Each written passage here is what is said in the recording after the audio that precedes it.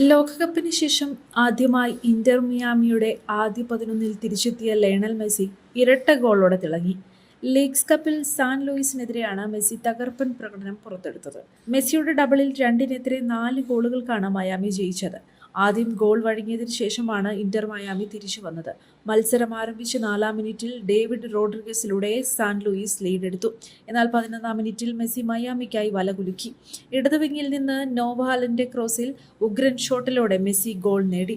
26-ാം മിനിറ്റിൽ Telasco സോഗാവിയ മയാമിക്ക് lead സമ്മാനിച്ചു. അതോടെ സാന്റാ ലൂയിസ് പ്രതിരോധത്തിലായി. ആദ്യ പകുതിയുടെ അവസാനം മെസ്സി ലീഡ് വർദ്ധിപ്പിച്ചു. 44-ാം മിനിറ്റിൽ നോവാലിന്റെ ക്രോസ് സ്വീകരിച്ച മെസ്സി ബോക്സിനുള്ളിൽ സാൻ ലൂയിസ് പ്രതിരോധ താരങ്ങളെ മറികടന്ന് വലകുലുക്കി.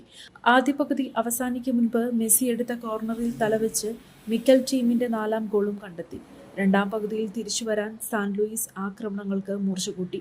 റാഫ ലോറന്റെ 51-ാം മിനിറ്റിൽ സാൻ ലൂയിസിനായി വലകുലുക്കി.